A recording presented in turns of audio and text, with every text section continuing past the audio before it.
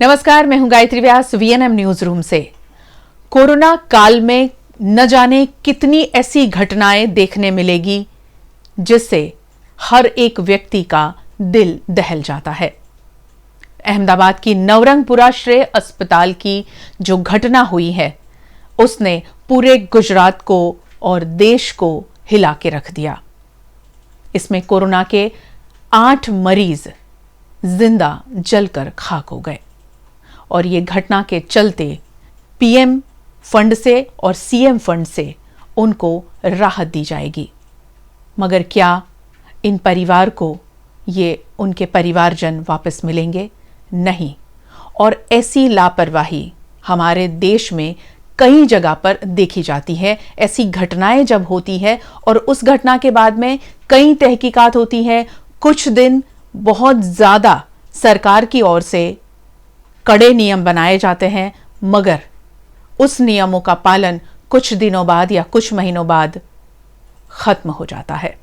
क्यों ऐसा होता है? ये सवाल हम सबको पूछना है सरकार से और साथ साथ में उन अस्पतालों से, उन हाई राइज बिल्डिंग बनाने वालों से और साथ में फायर सेफ्टी के जो नियम बनाए गए हैं और जिसके तहत ऐसे इमारतों को, ऐसे अस्पतालों को इजाजत दी जाती है, ऐसे अस्पतालों में कैंटीन चलाने के लिए और साथ साथ में ऐसी कई गतिविधियों के लिए।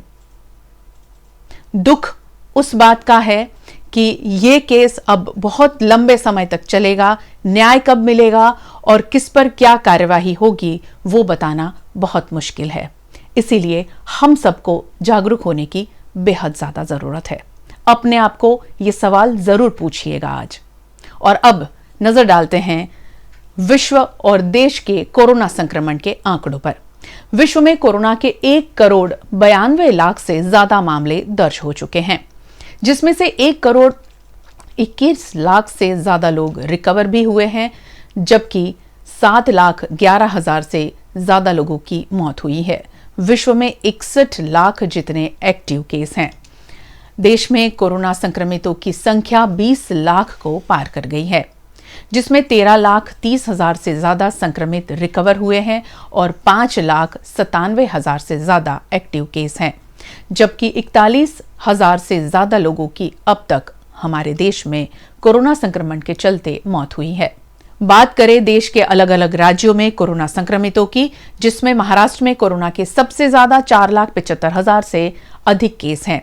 वहीं तमिलनाडु में 2,75,000 से अधिक, आंध्र प्रदेश में 1,90,000 से ज्यादा, कर्नाटक में 1,55,000 से अधिक, दिल्ली में 1,40,000 से ज्यादा, उत्तर प्रदेश में 1,05,000 से अधिक, वेस्ट बंगाल में 84,000 से ज्यादा, तेलंगाना में 73,000 से अधिक केस अब तक दर्ज हो चुके हैं। गुजरात में कोरोना पॉजिटिव की संख्या 67,000 से पार हो गई है, जिसमें 50,000 से ज्यादा लोग अब तक रिकवर हुए हैं और 14,000 से ज्यादा सक्रिय केस हैं। गुजरात में 2,550 से ज्यादा लोगों की अब तक मौत हो चुकी है। अब नजर डालते हैं आज की खास खबरों पर और फिर रुक करेंगे शहर की खबरों पर। वडोदरा में लगातार तीसरे दिन कोरोना के 100 से ज्यादा केस, अब तक 101 मरीज की आधिकारिक मौत भी दर्ज। अहमदाबाद की डेजिग्नेटेड कोविड हॉस्पिटल में फायर सेफ्टी मामले घोर लापरवाही, 8 कोरोना मरीजों की आग में मौत। और शहर के स्मशान गृह में नहीं हो रहा कोरोना गाइडलाइंस का पालन, खुले में ही मास्क, किट, ग्लव्स का डिस्पोज।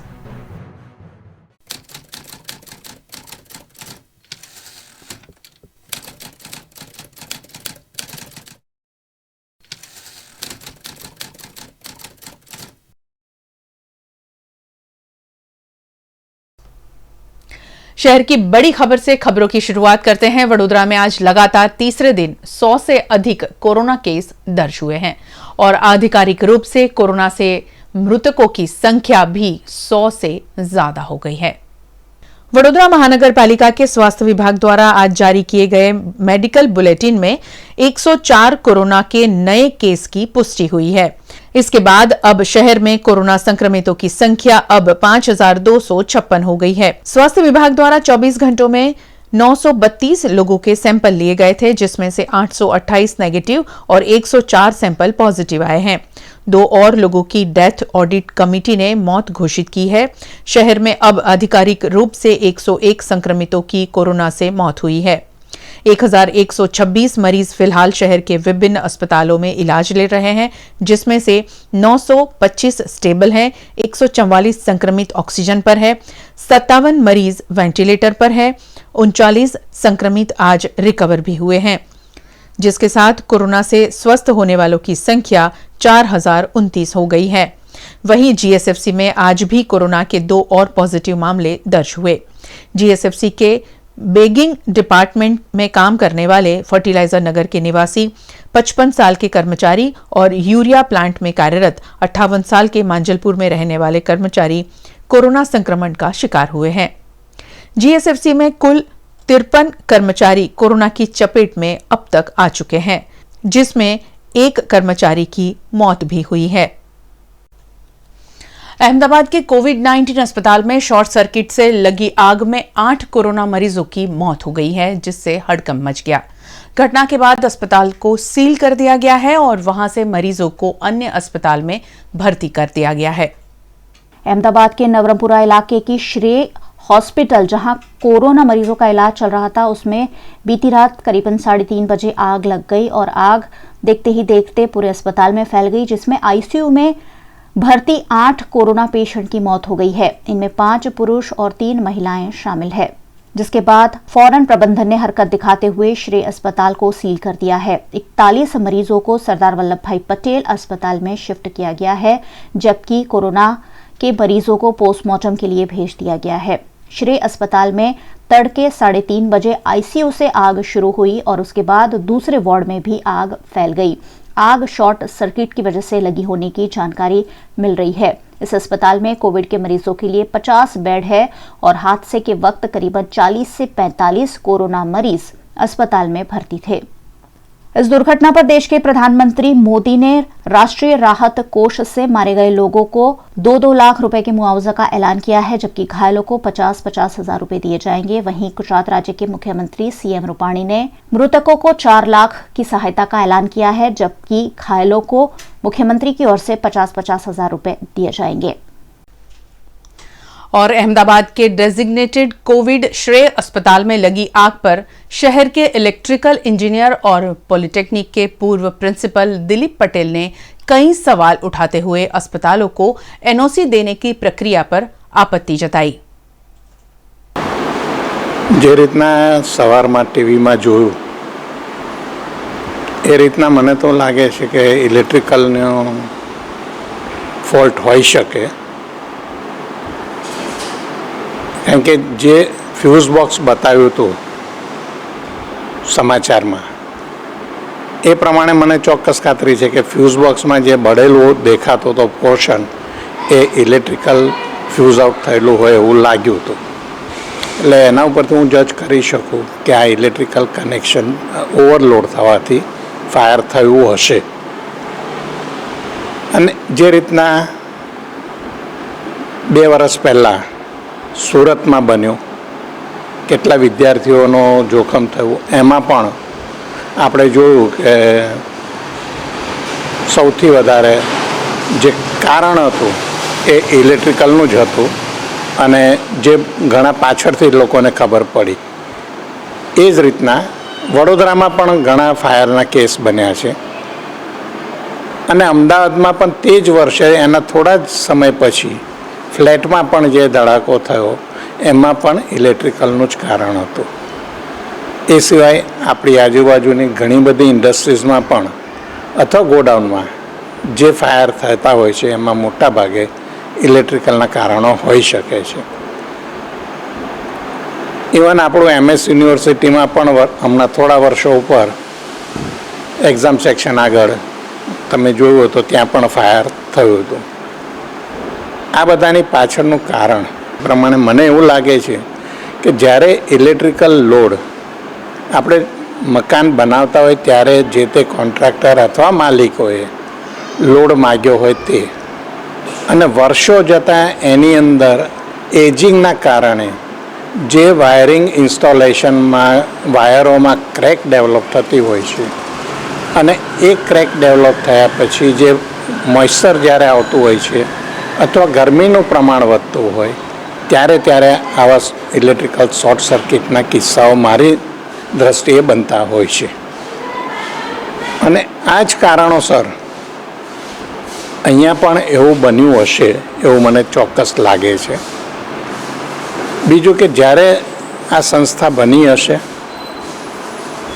ત્યારનો વર્કિંગ લોડ કેટલો માગ્યો છે, ત્યાર પછી દિવસે દિવસે બેડ વધ્યા હોય ત્યારે એને અનુસંધાનમાં કેટલો ઇલેક્ટ્રિકલ લોડ વધ્યો છે, અને સાથે સાથે આપણા જે કોરોનાગ્રસ્ત માટેનું વધારાના પેશન્ટની સગવડ ઊભી કરી ત્યારે પણ પરમિશન આપતી વખતે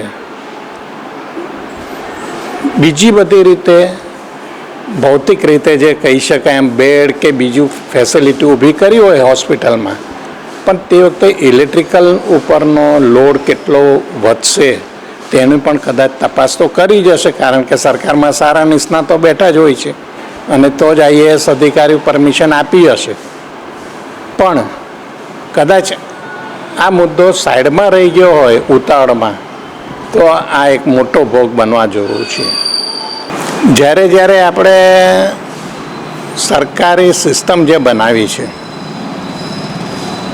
એમાં દરેક અધિકારીએ દરેક સ્થળે જઈને તપાસ કરવું શક્ય નથી હોતું, એટલે એના મીડિયેટર તરીકે અમુક એજન્સીને કામ સોંપેલું હોય અને એ જે ફોર્મ ને બધું ભરીને વિગતો આપતી હોય છે એનું જો અધિકારી પોતે એનું રેન્ડમલી તપાસ કરવા નીકળે અથવા જ્યારે એને ટાઈમ મળે ત્યારે એ આપેલી NOC ઉપર સહી કરી છે એ પહેલાં એ જો જાતે રેન્ડમલી તપાસ કરે તો આવા સંજોગો ઓછા બને. કારણ કે AC ઓફિસમાં બેસીને જો ડિસિઝન લેવું અને ફિલ્ડમાં, કારણ કે આજકાલ બધાને જલ્દી ઉતાવળ હોય છે, સસ્તું જોઈતું હોય છે, એટલે હલકી ક્વોલિટીના ઉપકરણો વાપરી એમાં પ્રોટેક્શન ન વાપર્યું હોય એવું પણ બની શકે, અથવા કોન્ટ્રાક્ટરે એનો પોતાનો ફાયદો કરવા માટે પણ એમાં હલકી ગુણવત્તાના ઉપકરણો વાપર્યા હોય, ISI સર્ટિફિકેટ્સ ન વાપર્યા હોય તો આવા કિસ્સા બનવાનું બને જ છે અને એ જ મોટું કારણ હોતું. अहमदाबाद के श्रेय कोविड-19 अस्पताल में लगी आग के बाद SSG के कोविड अस्पताल में भी अग्नि सुरक्षा संसाधनों की आज जांच की गई. अहमदाबाद के नवरंगपुरा इलाके में श्रेय डेजिग्नेटेड कोविड केयर अस्पताल में कल रात शॉर्ट सर्किट से भीषण आग लगी और इस आग में पूरा ICU जलकर खाक हो गया. ICU में 8 मरीज कोरोना का इलाज ले रहे थे. उन सभी की इस दुर्घटना में मृत्यु हुई है. इस घटना के बाद पूरे राज्य में हड़कंप मच गया और अस्पतालों की फायर सेफ्टी पर सवाल भी उठने लगे. ऐसे में आज वडोदरा शहर के SSG अस्पताल की अग्नि सुरक्षा संसाधनों की भी जांच की गई. वडोदरा दमकल विभाग ने SSG अस्पताल पहुंचकर अस्पताल के फायर सेफ्टी के संसाधनों को चेक करते हुए उनकी एक्सपायरी डेट से लेकर क्षमता तक सभी पहलुओं को जांचा. शहर के गोत्री और वासना जैसे रिहायशी इलाकों में कोरोना संक्रमितों के अंतिम संस्कार की इजाजत दे दी गई है, लेकिन वहां कोविड-19 की गाइडलाइन का सरेआम उल्लंघन होता हुआ साफ साफ दिखाई दिया. जब भी कोई कोरोना संक्रमित की मौत होती है उसके अंतिम संस्कार में शामिल लोगों के लिए एक विशेष गाइडलाइन बनाई गई है, लेकिन वडोदरा के स्मशान गृहों में सभी गाइडलाइंस की ऐसी की तैसी देखने मिल रही है. गोत्री और वासणा स्मशान गृह के बाहर बड़ी संख्या में PPE किट, हाथ के ग्लव्स, पैर के मोजे और मास्क खुले में पड़े हुए देखे जा सकते हैं, जो अंतिम संस्कार के लिए आए हुए लोगों द्वारा अंतिम संस्कार के बाद यहाँ फेंक दिए गए हैं. जबकि कोरोना की गाइडलाइंस के तहत इन सभी चीजों को जला देना होता है. इन स्मशान गृह में गंदगी की भी भरमार है. ऐसे में कोरोना संक्रमण यहीं से ज्यादा फैलने की दहशत सता रही है। इस मामले नगर सेवक नितिन डोंगा और सामाजिक कार्यकर अतुल गामेची ने आवाज उठाई। અહીંયા જે સંભાળે છે લોકોનું એવું કહેવું છે કે જે આપણું અંદર છે એની જે રિંગ હોય, રિંગની ફરતી એક રૂઈનું આખું પડ આવે છે, જેથી ધુવાળો બહાર ન નીકળે। એ રૂનું પડ બળી જવાથી આજે આ ધુવાળો આવ્યો છે, એને હમણાં તરત અમે રિપેર કરાવીશું। અમે એમને વારંવાર આપી બી રાખ્યા છે, જેટલી વખત આવીએ એટલી વખત એમને સૂચના આપીએ છીએ, પણ હવે છોડો આ બધી વાત, કારણ કે એ જે રીતે કામ અત્યારે અંદર કરી રહ્યા હોય છે એ મારા ને તમારા જેવા લોકોથી કામ ન થઈ શકે, એ સિચ્યુએશનમાં લોકો કામ કરે છે। એની સેફટી માટે અમે વારંવાર એમનું ધ્યાન દોરીએ છીએ। સર, આ પીપીઈ કિટ જેવી રીતે આવી રીતે નાખી દેવામાં આવી છે, એના ઉપર કંઈ એક્શન લેવામાં આવશે? બિલકુલ નાખી નથી દેવામાં આવતી। જ્યારે કોરોનાની કે કોઈ બી ડેડ બોડી આવે છે ત્યારે જ્યારે ગેસ ચિતામાં લઈ જાય ત્યારે એક વખત આ બધી બહાર રાખી દે। જ્યારે સંપૂર્ણ બોડીનું ત્યાં નિરાકરણ થાય પછી તરત જ ફરી ગેસ ચિતા ખોલી અને આ બધો સામાન અંદર નાખીને ફરી અમને ડાયલ્યુટ કરવામાં આવે છે। વડોદરા શહેરના વાસના તેમજ ગોત્રી સ્મશાનની મુલાકાત લેતા આજે ઘણો મોટો ઘટસ્ફોટ થયો છે।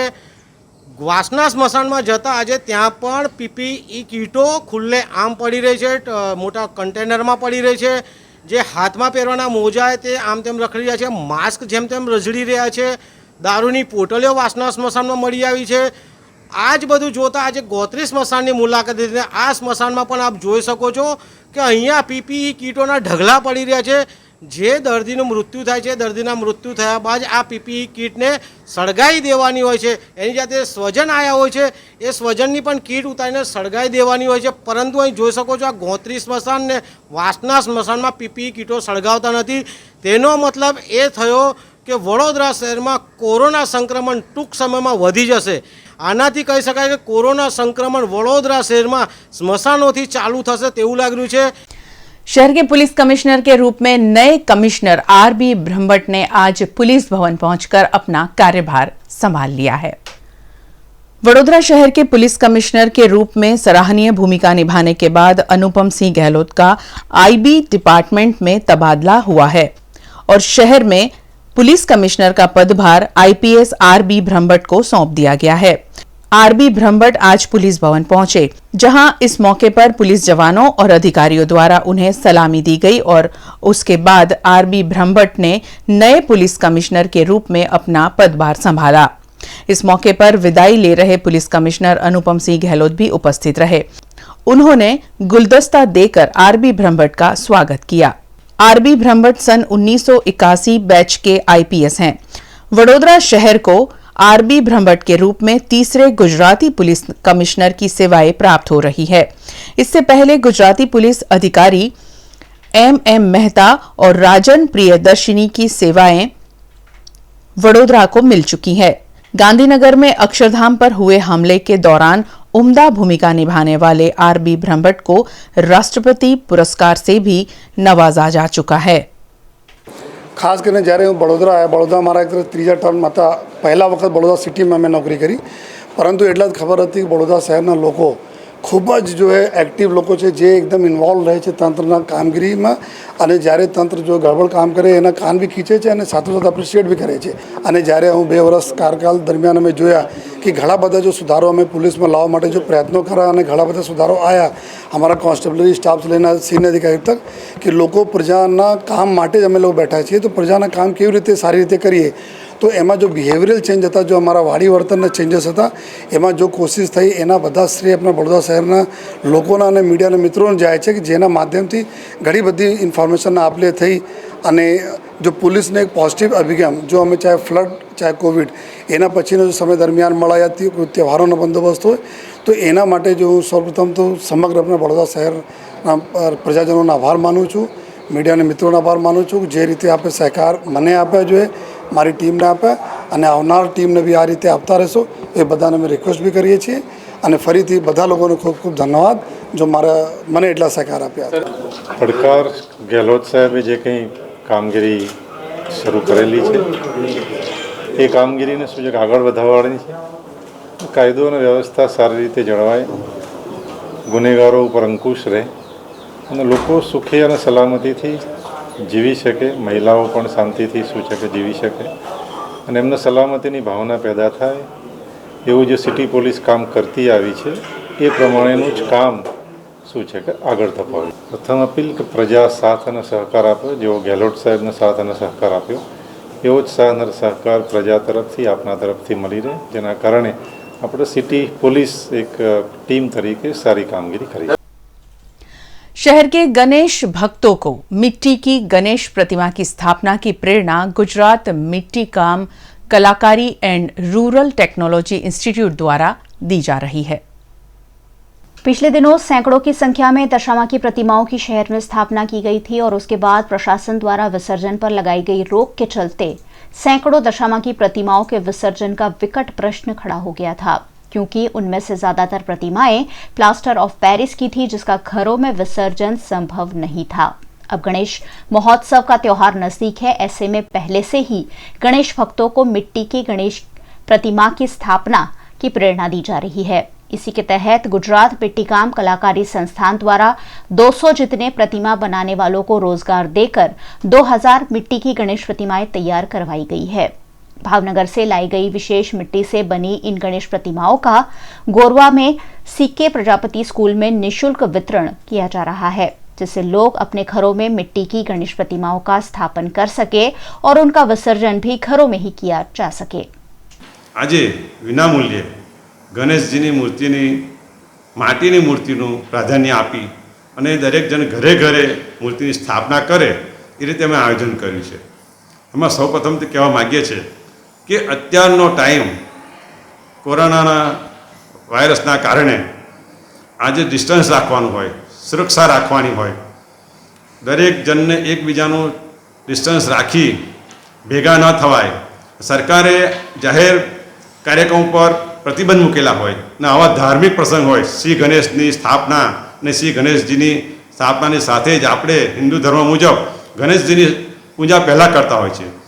ગણેશ ચતુર્થી આવી રહી છે 22 તારીખની લગભગ, તે દિવસે સ્થાપના કરશે તો દરેક ઘરે ઘરે કરે, સુરક્ષિત રહે અને એમનું કુટુંબ પણ સુરક્ષિત રહે અને આ વાયરસથી બચે એટલા માટે ખાસ આ નાની મૂર્તિ દરેક જણ પોતાની ઘરે માટીની સ્થાપના કરે એનો ખાસ આગ્રહ છે। અત્યારે પીઓપીની મૂર્તિની હટાવવાનો નિર્ણય લીધો છે અને ગ્રામ્ય ટેકનોલોજી સંસ્થા તરફથી તેમજ આપણા વડાપ્રધાન શ્રી નરેન્દ્રભાઈજી મોદીજી સાહેબ એમણે બી કહ્યું છે કે પીઓપીની મૂર્તિનો હટાવો અને માટીની મૂર્તિની સ્થાપના કરો। આ રીતે પર્યાવરણ પણ બચાવો અને પાણીનું પણ જે નદીઓમાં જે જોવા જે પ્રદૂષણ થાય છે એ બી અટકે અને જે કલર બી કેમિકલવાળા વપરાય છે એનો વપરાશ બી ઘટે।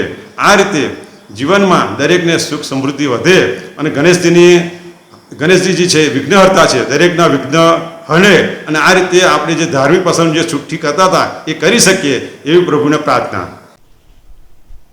High speed bullet train project के तहत पंड्या होटल ब्रिज के निकट के इलाके में बुलेट ट्रेन विभाग के अधिकारियों द्वारा सर्वे और मैपिंग की जा रही है। पंड्या होटल ब्रिज निकट नानावटी चाल के आसपास के इलाकों की दुकानों की मैपिंग इन दिनों की जा रही है, जिसको लेकर स्थानीयों में हड़कंप मच गया है। दरअसल high speed bullet train project के तहत इस इलाके में मैपिंग की जा रही है। नेशनल हाई स्पीड कॉरपोरेशन द्वारा यहां फिलहाल सर्वे किया जा रहा है। इस मामले निवासियों ने उनकी जगह का योग्य मुआवजा दिए जाने की मांग की है। પંડ્યા હોટલ શાસ્ત્રી બ્રિજનો વિસ્તાર છે અને અહીંયાથી જે બુલેટ ટ્રેન પાસ થવાની છે એના સંદર્ભની અંદર અહીંયા કન્સ્ટ્રક્શનના વેલ્યુએશન માટે એ લોકો આવ્યા છે અને વેલ્યુએશન માટેનું જે કન્સ્ટ્રક્શન જે થર્ડ પાર્ટીને આપેલું છે એ લોકો અત્યારે માપણી કરવા માટે અહીંયા આવ્યા છે। તમને આની માટેની કંઈ નોટિસ આપવામાં આવી હતી, કોઈ જાણ કરવામાં આવી હતી? અમને ટેલિફોનિક જાણ કરવામાં આવેલી હતી અને આની પહેલાં પણ એમના જે NHRCL જે છે national high speed railway corporation એમના અધિકારીઓ આવીને મળ્યા હતા અમને કે આ રીતના વેલ્યુએશન પ્રોસેસ ગમે ત્યારે ચાલુ થશે તો તમારી હાજરીની જરૂર પડશે, એટલે આજે એમનો ફોન આવ્યો હતો હમણાં, એટલા માટે અમે હમણાં અહીંયા આવ્યા છીએ। જે તમારા જે મકાનો છે બધા લીગલી છે કે કેવી રીતના આખું પ્રોસેસ શું છે? અમારું આખું જ લીગલી જ છે, બધું અમારું જ આખું છે। આ એક જ માલિકનું છે, હું ને મારા કાકા બંને એની અંદર માલિકાના હક ધરાવીએ છે એની અંદર, એટલે અમારું તો આ એક જ છે, એની અંદર બીજું કંઈ એવું કંઈ છે નહીં કશું। જે સર્વે થશે એમાં તમારી માંગણી શું રહેશે? હવે એ તો એ લોકો અમને શું ઓફર કરે છે એના પ્રમાણે આપણે જોઈશું તે વખતે માંગણી શું કરી શકીએ, પણ માંગણી એવી રહેશે કે ભાઈ યોગ્ય વળતર આપણાને મળવું જોઈએ। જે બુલેટ ટ્રેનનો પ્રોજેક્ટ આવી રહ્યો છે એ માટે તમે શું કહો? સી આમ જોઈએ તો ભારતની અંદર એની ખરેખર જરૂર તો છે જ અત્યારે, કારણ કે અમદાવાદ મુંબઈ વચ્ચેનું જે ડિસ્ટન્સ છે એ બહુ શોર્ટ પીરિયડની અંદર આ લોકો કવર કરવાનું કહે છે. જો એ થઈ જાય તો ઘણું સારું જ છે. આ પંડ્યા હોટલ વિસ્તાર છે અને બુલેટ ટ્રેન જે સરકાર લાવી રહી છે એના માટે આ બધું ચાલે છે. બુલેટ ટ્રેનની જરૂર તો ખરી સમયના હિસાબે, પણ અમારે જે ધંધો કરીએ છીએ અહીં એમાં સરકાર યોગ્ય વળતર આપે તો સારું. તમે કેટલા સમયથી વ્યવસાય કરો? અહીં લગભગ 10-12 વર્ષથી છીએ. શું છે તમારી દુકાન શેની છે? દુકાન નાસ્તાની છે, હરિઓમ હરિઓમ પર નાસ્તા હાઉસ. શું અપેક્ષાઓ છે તમારી? અપેક્ષાઓ શું છે તમારી?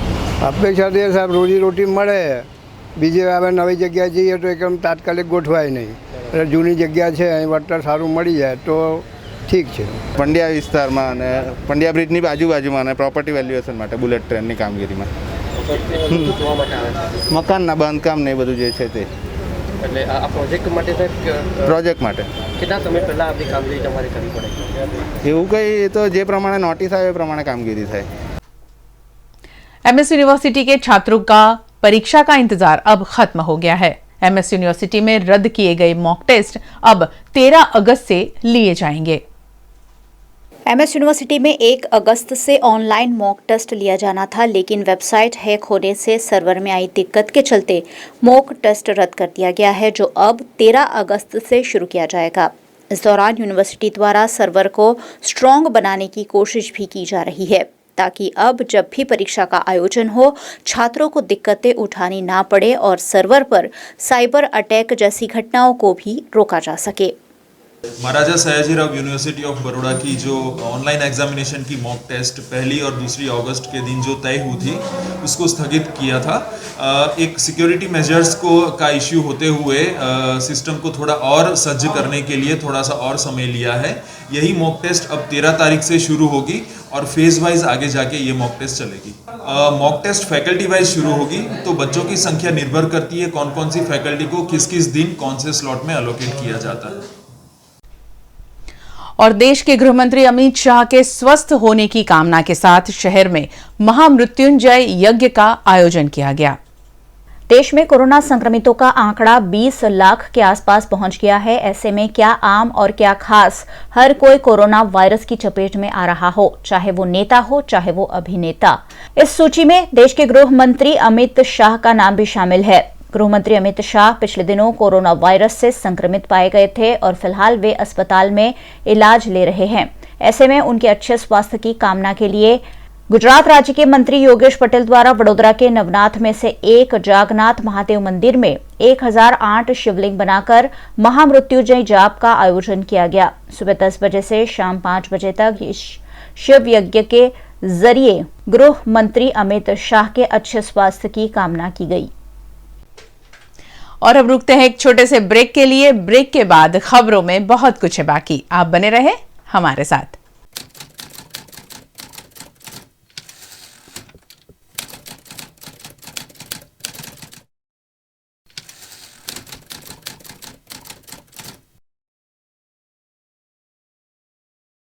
Parul university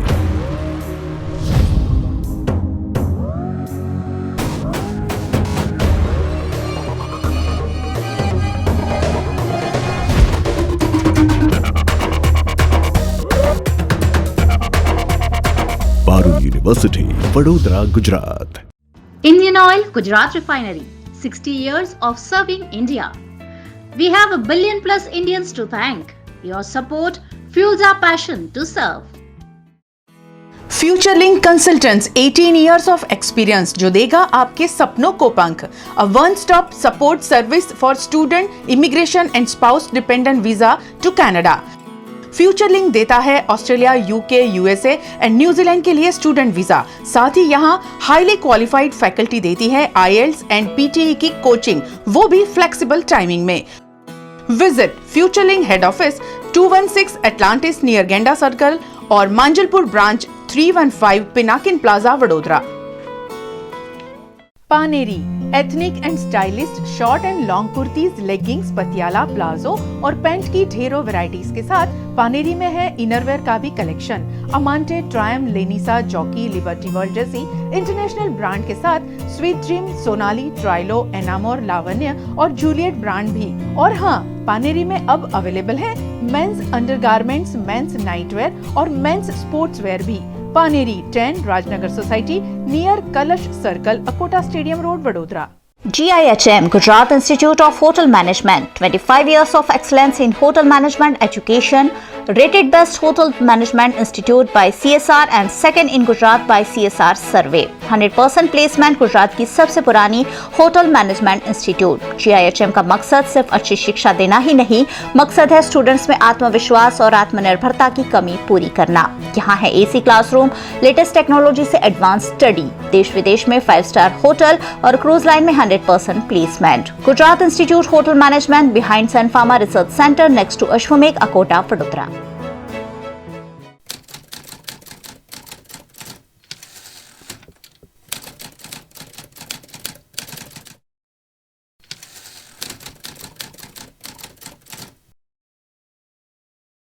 Guinness book of world record में नाम दर्ज कराने के लिए 19 साल की उम्र में द्रुमिल ने 3 मिनट में 10 किलो वजन के साथ 165 लंचेस किए।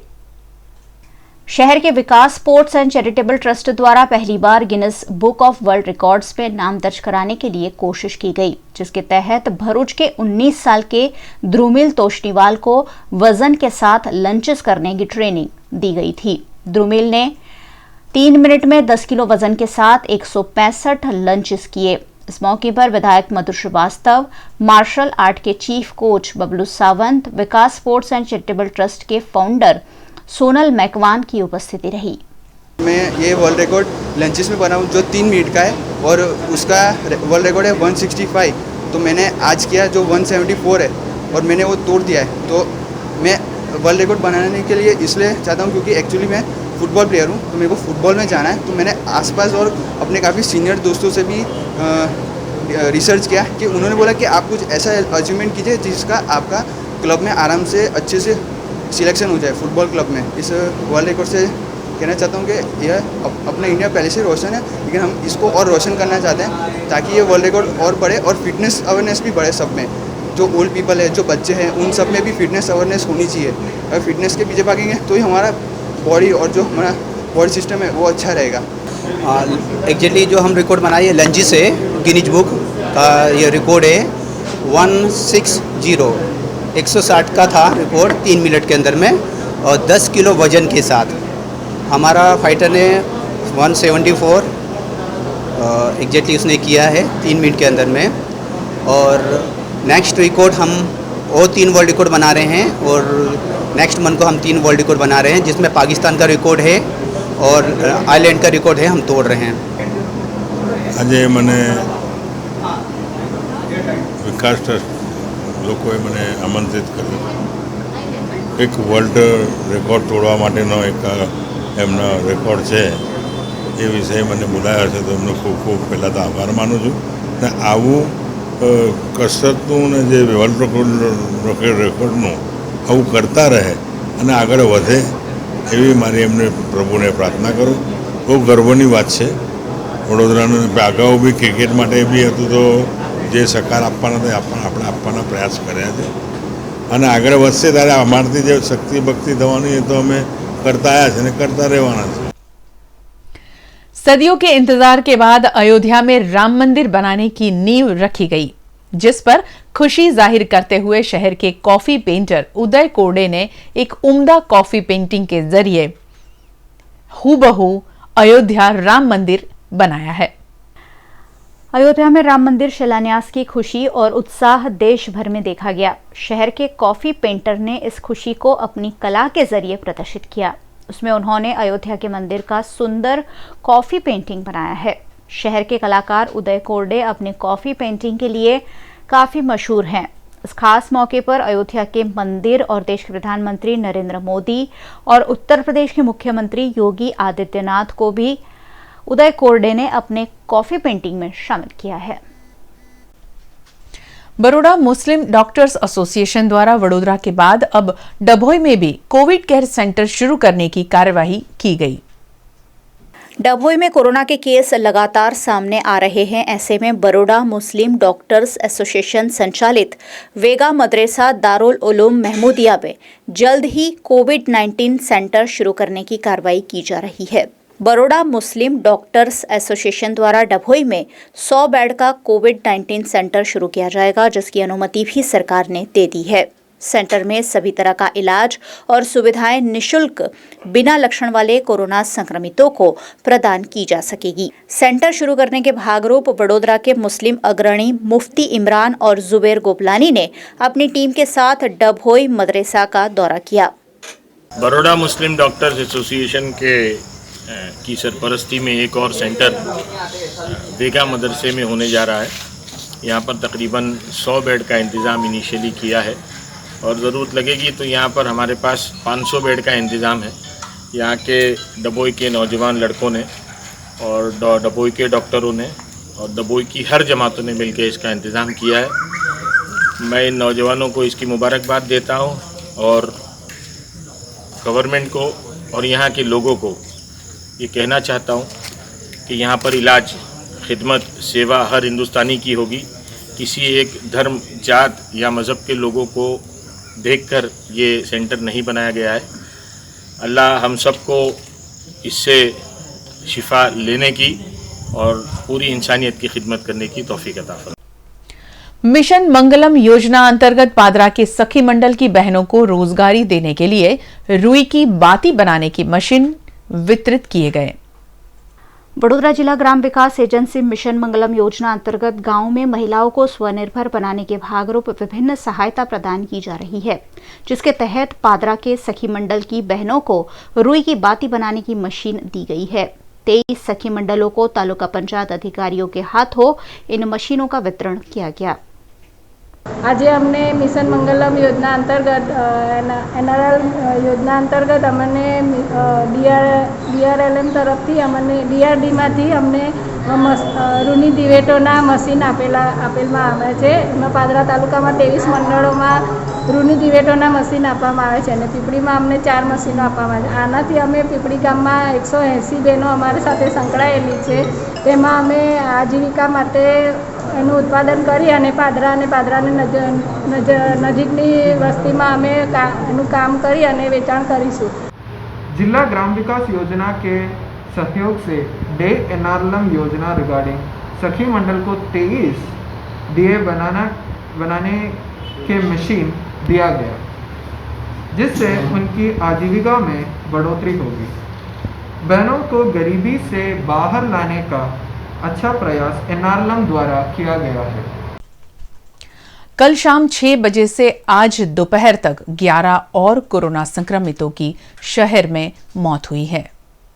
शहर में आज भी कोरोना संक्रमण से 11 लोगों की मौत की खबर दर्ज हुई है, जिसमें छोटाउदेपुर के 70 साल के हरभजन सैनी, तरसाली के 70 साल के भास्कर दरुड़, सुभानपुरा के 67 साल के जगदीश सोनी, गोरवा की 47 साल की मीनाक्षी वड़कर, दाहोद की 73 साल के जिनमती पालविया, मांजलपुर के 82 साल के अनिल परमार, भाईली के 65 साल के धनजी परमार, राजपीपला के 59 साल की शांता वलवई, भरूच के 47 साल के केतन मेहता, शिनोर के 48 साल के शैलेश पटेल और वागोड़िया रोड की 45 साल की विद्या राणा की मौत हुई है। बोडेली के टिम्बरवा निकट से विदेशी शराब भरी हुई गाड़ी के साथ एक शख्स को गिरफ्तार किया गया है। बोडेली के नवा टिम्बरवा में पुलिस ने पूर्व सूचना के आधार पर गाड़ी को रोककर जांच करते हुए उस गाड़ी से 62,000 रुपए की विदेशी शराब बरामद की गई। पुलिस ने शराब की बोतलों के साथ इंडिगो माझा गाड़ी, मोबाइल फोन और शराब मिलाकर 4,67,200 रुपयों का मुद्दामाल जब्त किया है। इस मामले पुलिस ने छोटाउदेपुर जिला के खैरका गांव के निवासी और फिलहाल बड़ोदरा के सोमा तालाब इलाके में रहने वाले विपुल राठवा को गिरफ्तार कर कानूनी कार्यवाही शुरू की है। छोटाउदेपुर निकट ट्रेलर और ट्रक के आमने सामने टकराने से ट्रक पलट गई और घंटों तक वहां ट्रैफिक जाम रहा। छोटाउदेपुर बड़ोदरा हाईवे पर पुनियावाट निकट ट्रेलर और ट्रक के आमने सामने टकरा जाने से दुर्घटना घटी। टक्कर इतनी जोरदार थी कि ट्रक पलट गई। अच्छी बात यह रही कि घटना में कोई जानहानि नहीं हुई है, लेकिन दोनों वाहनों के चालक घायल हुए हैं। इस दुर्घटना के चलते 2 घंटों तक ट्रैफिक जैम भी देखा गया। दोनों ओर 5-5 किलोमीटर लंबी वाहनों की कतारें लग गई, जिसमें 2 108 एम्बुलेंस और विधायक मोहन राठवा की गाड़ी भी फंस गई। पुलिस ने कड़ी मशक्कत से क्रेन के जरिए दुर्घटनाग्रस्त वाहनों को उठाकर सड़क को खुला करवाया। वीएनएम न्यूज रूम से आज बस इतना ही। कल फिर मुलाकात होगी कुछ और खबरों के साथ। आप वीएनएम टीवी की यूट्यूब चैनल सब्सक्राइब करें और खबरों से अपडेट रहें। साथ ही वीएनएम टीवी ने अब एक और चैनल शुरू किया है, वीएनएम टीवी किड्स। वडोदरा शहर के बच्चों के लिए ये चैनल खास शुरू किया गया है और वडोदरा शहर के बच्चों के टैलेंट को शोकेस करने का एक बहुत ही बेहतरीन प्लेटफॉर्म है। तो अपने बच्चों के लिए VNM TV YouTube kids channel को भी सब्सक्राइब करें। नमस्कार।